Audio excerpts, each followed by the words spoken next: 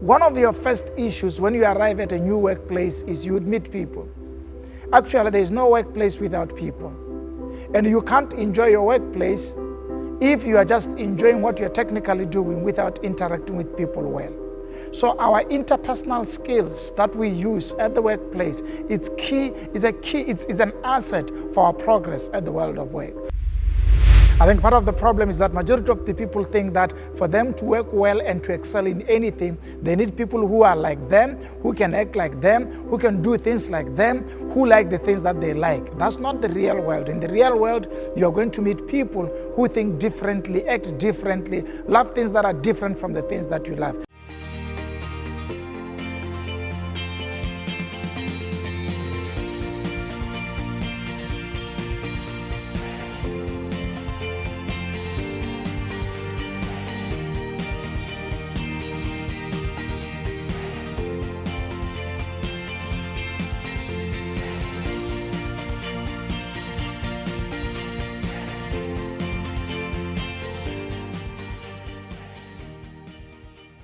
Hello and good morning. Thank you so much for joining me on this occasion. We are talking about perception matrix, and I'm continuing my discussion on our perception of work. The reason why I want to take a little bit of time on work is because, like I said earlier on, research shows us that majority of us, up to the level of retirement, we spend 80% of our time at work. And therefore, what happens at the workplace and how we perceive what happens at the workplace normally influences a lot of how we live our lives and how we display our talent and how we drive towards the world of our dreams. So it's important that we sit on this topic and help you recognize that part of the problem that you think is the problem, it's not the problem, but the problem is your thinking about that particular problem.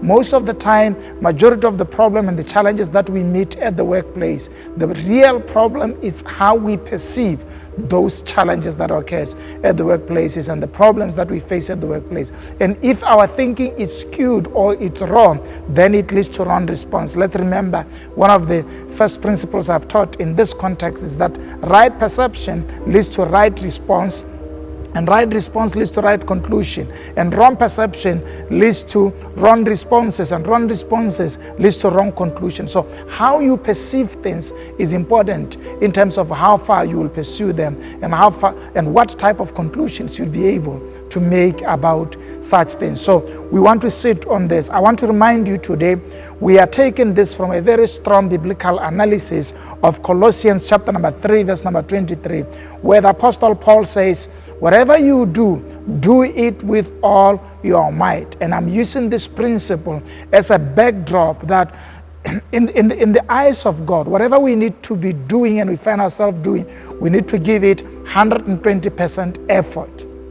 Doing it with all your heart. So far, we have looked at the law of effectiveness, which means do the right thing with 120% effort. And then we have looked at the law of efficiency, which means engage with all your energy. And we've looked at the role of emotions and bring your heart in. So what I want to do today is I want to take this, because whatever we do at the workplace, we do it with people.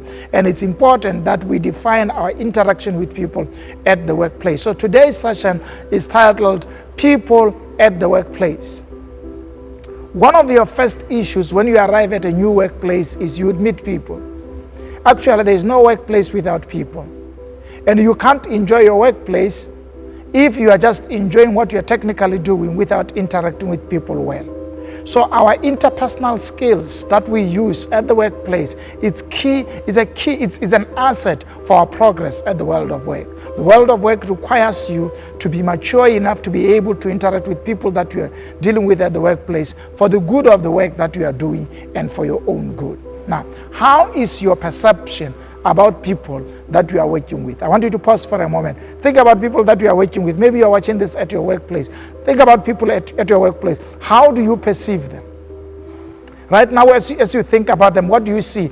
Do you see lovers? Do you see enemies? Do you see haters? Do you see colleagues? Do you see people who collaborate to achieve one thing?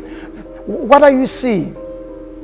I mean, in Africa, it is even worse, because most of the time, sometimes we also see people as strong competitors that we think they want to bewitch us so that they can take our position. What's your perception about those you work with. The rule of the workplace is diversity. One of the things that you are going to experience is you're going to meet people who are different from you at the workplace. I think there's a common misconception of thinking that when we go to the workplace, would see and meet people who would love us, who would cheer us up, who would celebrate us. But the rule of the workplace is diversity. You can be assured of this one thing. At your workplace, you should see people who are different than you and who are different from you. They have different values, they have different ethics, they display themselves differently. They're purely different from you. And the purpose of work is to bring diversity to produce sameness. I'm going to repeat that again. The purpose of the workplace is to bring diversity together to produce sameness. And I know that rule does not work in the real life. Actually, it works. Yeah, it works. You bring different things to produce one thing. You can think about so many things that occurs because of different things coming together and then producing one thing that is similar to them. So that's the world of work. When we meet at the workplace, we are different and we have different appetites and we have different methodologies of implementing things. Your skill, which is your call as the workplace, is to learn how to work with different people. God's plan is that the world of work should grow us and teach us this one basic lesson: how to work with people who are different than me. I think part of the problem is that majority of the people think that for them to work well and to excel in anything, they need people who are like them, who can act like them, who can do things like them, who like the things that they like. That's not the real world. In the real world, you're going to meet people who think differently, act differently, love things that are different from the things that you love. And your life, in order for it to become successful, you need to learn the art of using diversity to produce one thing which you aspire to do. The world of work brings together different skills and aptitude to produce one product, which is what your company stands for. Recognize God wants you to learn in the process of that, to learn how to interact with people and things that are different from you to produce one great result. Celebrate the people and the diversity that is found at your workplace and start trying to convert everyone to think and act and dress like you. No, appreciate that people are different, they value things that are different from yours, and they do things differently. Our only key mandate for those of us who are believers is to be able to ensure that in our diversity, we don't lose the light of God that is in us, so that in the process of working, we are able to lead those who are in darkness into the light of God's plan. And in that way, they can see the light and follow the Lord that we profess as Lord. So God wants to use you at your workplace to show the people that are around you, your colleagues, that you are different, and there's a lot of positive energy and a lot of skills that they can learn from you that are a product of your association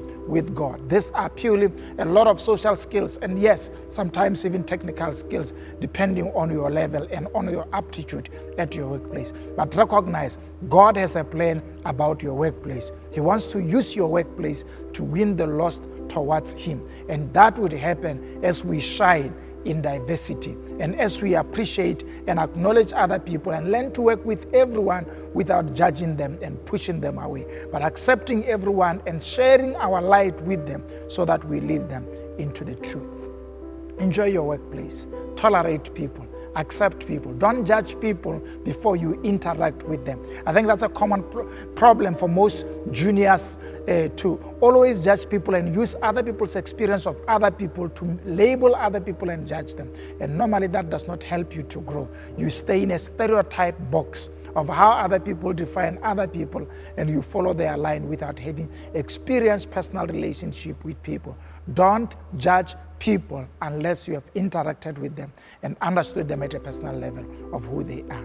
Love all people at the workplace. Treat them as colleagues and give them respect, and your life would go far, and God will use such experience to prepare you for greater things that He wants to do for you in the future. Thank you for joining me today. Let's see you again tomorrow. Your workplace is meant to make you better. Put your hand on your chest and declare, my workplace is meant to make me better. That's true. Allow it to do so. Remember, as you are going away, don't forget to subscribe, to like, and make sure that you share this content to empower somebody, your friends and your colleagues, to become better colleagues at the workplace. Let's see you tomorrow. Good day.